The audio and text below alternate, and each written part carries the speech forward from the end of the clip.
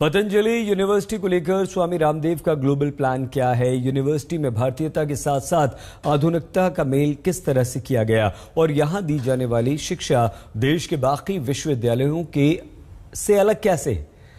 श्वेता झा हमारी साथी ने विभिन्न मुद्दों पर स्वामी रामदेव से एक्सक्लूसिव बातचीत की है। सर्वे भवन्तु सुखिनः, सर्वे सन्तु निरामया। दरअसल यही तो उद्देश्य था हमारे देश को गौरवान्वित करने वाले हमारे विश्वविद्यालय नालंदा, तक्षशिला, विक्रमशिला जैसे विश्वविद्यालयों का, जिनका एकमात्र ध्येय, एकमात्र उद्देश्य ये था कि ज्ञान से पूरे विश्व में क्रांति लाना। एक ऐसी जगह जहां पर कोई सीमा नहीं थी, ना देश की, ना जाति की, ना धर्म की।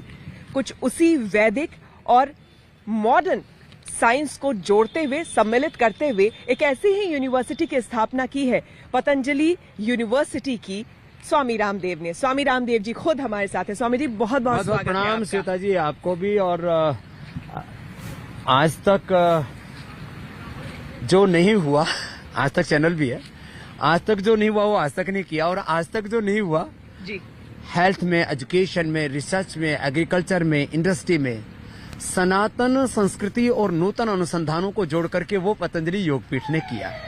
और मकसद एक है, अपनी निजता को गौरव दिलाना।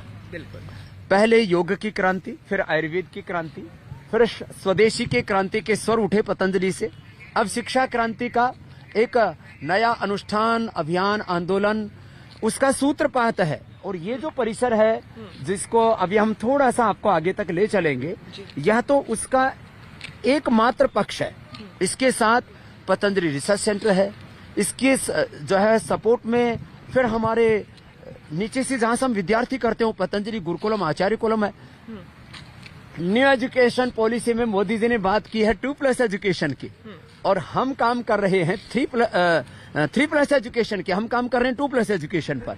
और हमारे 3 से 5 साल के बच्चों को भगवत गीता, सांख्य, योग, न्याय, वैशेषिक, वेदांत, मीमांसा, दर्शन, उनको 9 उपनिषद, ईश, केन, कठ, मुंडक, मांडुक्य उपनिषद, उनको योग शास्त्र के साथ आयुर्वेद शास्त्र और ऋग्वेद, यजुर्वेद, सामवेद, अथर्ववेद, वेदों का ज्ञान, और इसके साथ science, technology, innovation, invention, computer science, सब मेडिकल साइंस का पूरा नॉलेज, पूरे मॉडर्न वर्ल्ड के साथ वो कनेक्ट है। वो भी मैंने सुना कि पतंजलि ग्लोबल यूनिवर्सिटी बनने जा रहा है। इसके लिए तो वो 1 लाख विद्यार्थियों की क्षमता वाला दुनिया का सबसे बड़ा विश्वविद्यालय होगा, और मात्र साइज से बड़ा नहीं होगा।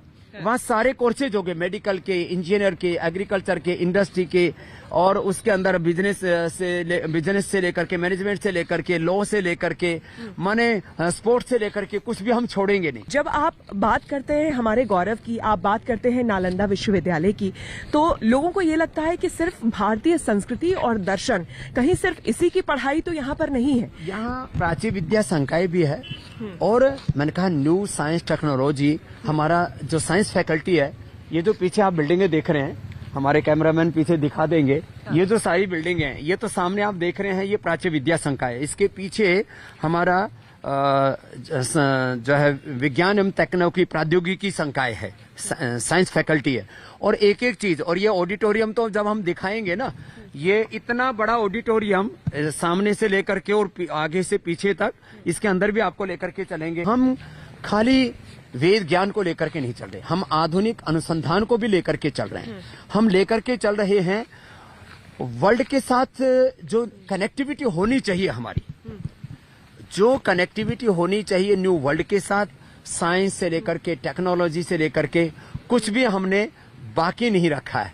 और आप देखेंगे जैसे जैसे मैं आपको इसके बारे में बताऊंगा, हमारे पास में 500 तो रिसर्च साइंटिस्ट हैं, और हमारे बच्चों को जब तक यहाँ से वो पास आउट होते हैं, BA, MA, PhD या BMS करके, BNYS करके, अभी तो जो है BSc, MSc आदि की व्यवस्था की। आगे सारी, मैंने कहा मेडिकल के 3 मेडिकल के कोर्सेज हमने स्टार्ट कर दिया, आगे सारे मेडिकल के कोर्सेज भी होंगे, सारे इंजीनियरिंग के कोर्सेज भी होंगे। स्वामी जी ये बताइए कि जो बच्चे यहाँ से पढ़ के निकल रहे हैं, अगर आज के समय में हम बात करें, जब हम दुनिया से नजर मिलाने की बात करते हैं, तो वहाँ पर यहाँ के बच्चे, पतंजलि यूनिवर्सिटी के बच्चे कहाँ स्टैंड करते हैं? देखिए, यदि आप बात करें कैरियर के, तो कैरियर में सबसे सुनहरा कैरियर कहाँ होता है श्वेता जी? जिसमें सबसे कम संख्या हो और आपकी नॉलेज, आपकी एक्सपर्टीज सबसे ज्यादा हो। तो हेल्थ सेक्टर में मैंने कोई पंथ तो नहीं बनाया, लेकिन मैं आज एक शब्द प्रयोग कर रहा हूं, इंटीग्रेटेड पैथी। ये नई पैथी पूरी दुनिया को राह दिखाएगी, जिसमें योग, आयुर्वेद, नेचुरोपैथी, पंचकर्मा, षटकर्मा, सनातन संस्कृति का सार, और जो पूरी दुनिया में कहीं नहीं हो सकता। आपने परिसर इतना बढ़िया बनाया है, कैमरामैन को कहूंगी जरा दिखाने। ये एम्पी थिएटर भी बहुत खूबसूरत आपने बनाया है। ये एम्पी थिएटर में 2500 स्टूडेंट्स एक साथ बैठ सकेंगे, इतना खूबसूरत है। और हर चीज को हमने इस तरह से संजोया है।